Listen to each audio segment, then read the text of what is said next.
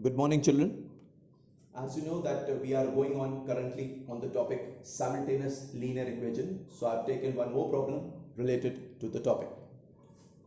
The problem is like this. Solve 3 upon x plus 4y is equal to 7. This is the first equation. And the second one is 5 upon x plus 6y is equal to 13. Now because it is just mentioned in the question solve, that means we can use either of the three methods which we have learned in the previous classes. In one of the class we have discussed about substitution method, in the second one we have discussed about elimination method, and the third class, which was held on Friday, we have discussed about cross multiplication method. So it means that out of these three methods we can use either of the three methods to solve these two equations and find out the value of x and y. Now what is the difference in this two equation that is given over here? You are going to find that in the denominator of the first equation and in this first term there is x, and the same is over here.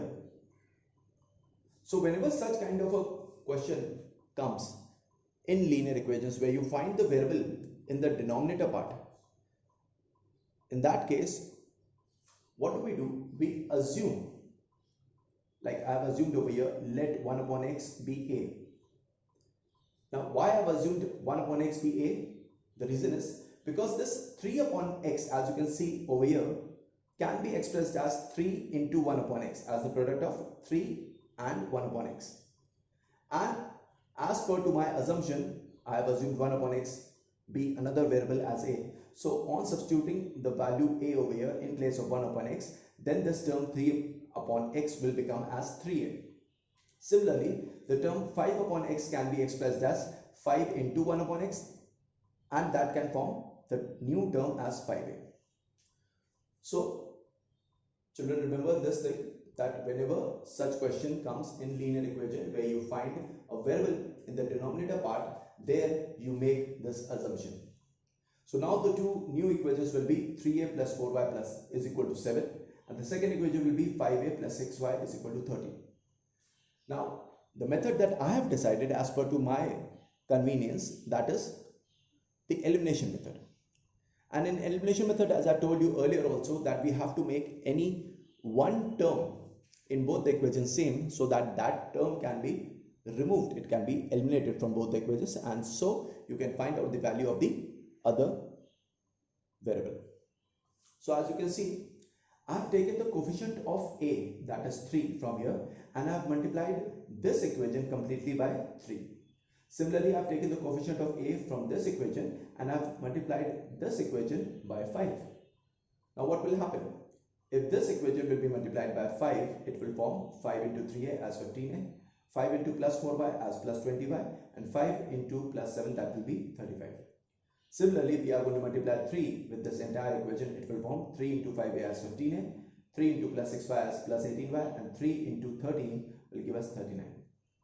Now as you can see that 15a is a term that is present in these two equations that I formed, and I have named these equations as equation number 3 and equation number 4. So on subtracting the two equations, what will happen? We are going to change the sign of the lower equation. Now this plus 15a will become minus, this plus 18y will become minus, and this plus 39 will become also minus. So their signs are changed. Now if you are going to solve these two equations, it will be like this. This is plus 15a, this is minus 15a, their result will be 0, so we have cancelled this. Over here this is plus 20y and this is minus 18y, so plus minus is minus, that means 20 minus 18 will give you plus 2y. Similarly, this is plus 35 and this is minus 39, so on solving these two values, plus minus is minus, you will be getting minus 4. Now why minus sign is present in this 4? That is because 39 is a bigger number than 35. And on subtracting the two values, we always place the sign of a bigger term in the answer part. So when you have subtracted 39 with 35, you have got minus 4 over here. So now the equation has become 2y is equal to minus 4, and therefore the value of y can be taken out by cross multiplying and bringing this 2 below minus 4. On cancelling these two terms by 2, you will be getting the value of y as minus 2.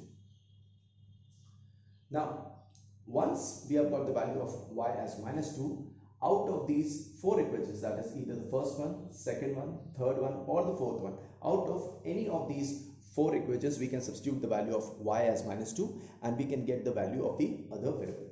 So as you can see, I've written the statement over here, substituting the value of y in any equation. So I've taken this first equation, 3 upon x plus 4y is equal to 7, and I've decided I'm going to substitute the value of y in this equation. So now the equation will be, after substitution, 3 upon x plus 4 into minus 2, because in place of y I've taken minus 2 equal to 7. After that the equation will become 3 upon x plus minus is minus, 4 2s are 8, that will be minus 8 equal to 7. On transposing this minus 8 on the other side, it will be 3 upon x equal to 7 plus 8. After this thing, on solving this part, because these two are like terms, so this will be 3 upon x equal to 15. And finally, after cross multiplying, I am bringing this 15 in the denominator part and this x in the numerator part on the other side of the equal to sign.